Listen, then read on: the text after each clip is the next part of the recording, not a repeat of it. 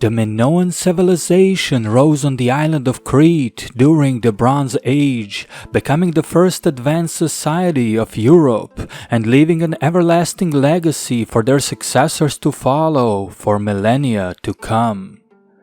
In the first episode of the series, we covered the Minoan beginnings and the pre-palatial Crete up until the rise of their first cities into the wealthy and influential palace centers. In this video, we will go through the Middle Minoan era and cover the rise of the Old Palace period of the Minoan Crete.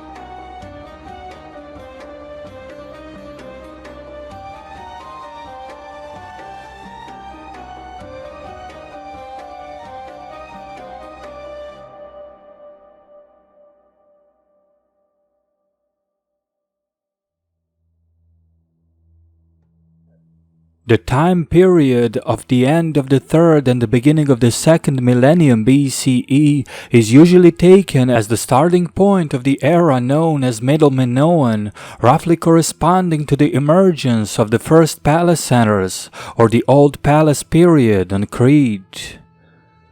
Besides the emergence of the first palaces on the island, the rise and spread of the Minoan culture, economy, and trade expanded throughout the Aegean Sea and the surrounding regions. One of the first traits of the advanced Minoan society was undoubtedly the establishment of the Cretan writing system. In fact, throughout much of their history, the Minoans had no less than 2 writing systems which they used to record their language, starting from the late 3rd millennium BCE. As their language remains undeciphered to this day, it is difficult to say whether both systems were used to record the same language or if there was in fact more than one language in existence at the time.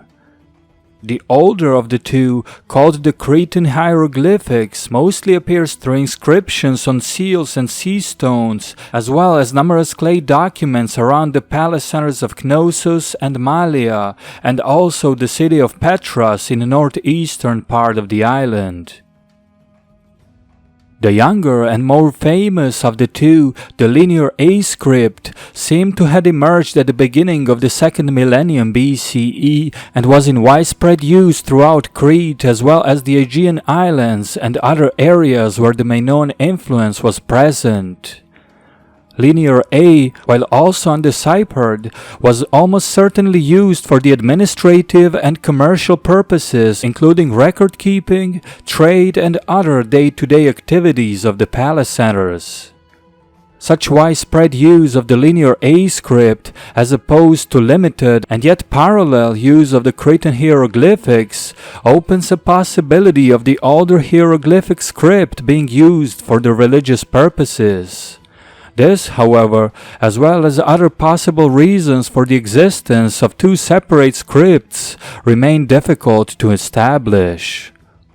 Either way, presence of the Minoan language only expanded in this period of Cretan prosperity, reaching the mainland Greece, the shores of Asia Minor, the island of Cyprus, and going as far as coastal cities of Levant to the east. Along with the Minoan inscriptions, traveled the Minoan goods, pottery, art, jewelry, and other trades of the booming civilization of Crete. The geographical position on the island allowed the Minoans to greatly profit from both regional and long-distance international trade, which quickly became the main source of wealth, power, and influence of the palatial centers and their ruling classes. Raw materials such as precious metals, ivory, and jewelry seem to have been imported in large quantities, especially from the east, including the import of copper coming from Cyprus and luxurious materials and items from Egypt and Mesopotamia.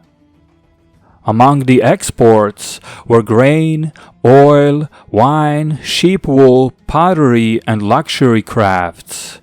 Also, the expensive spices constituted an important part of the Minoan trade network, with saffron being delivered from the flower of saffron crocus. Unique to Crete, this spice was likely the most expensive such commodity of the Bronze Age.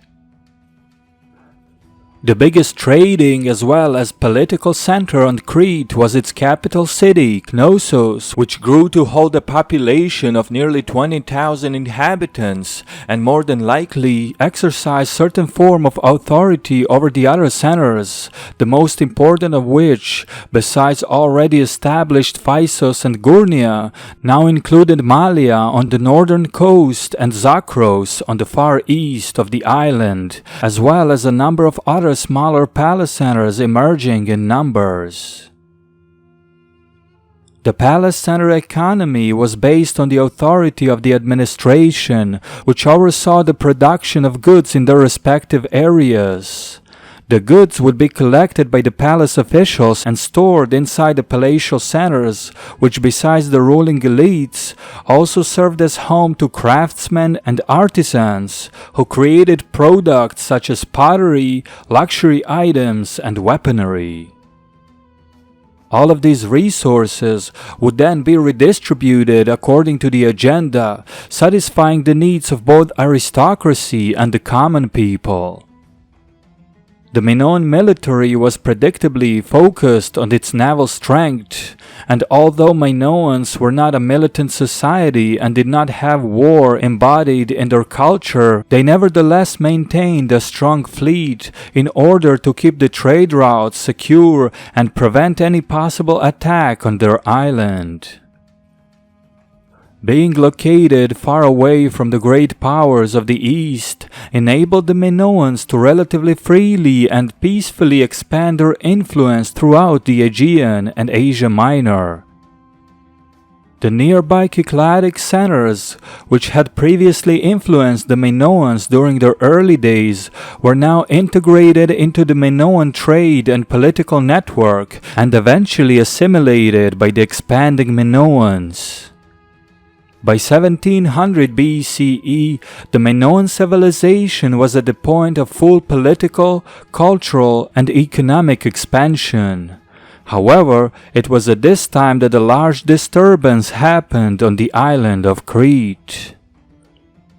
What most scholars believe to have been a major earthquake or a similar catastrophe greatly damaged many of the Cretan cities, with palaces at Knossos, Phaistos, Malia, and Zakros suffering either heavy damage or destruction. This catastrophe, although coming at a very high cost for the Minoan infrastructure, ultimately did not stop the expansion of the Minoan civilization, which with no great enemy to seize the opportunity, was relatively free to immediately start rebuilding its palaces and continue the rise of its power and influence. This period marked the end of the old palace era on Crete and the beginning of the new period of prosperity where the Minoans would proceed to reach new heights greater than ever before. Please consider subscribing and sharing the video, as this is a one-person production and it greatly helps the visibility of the channel.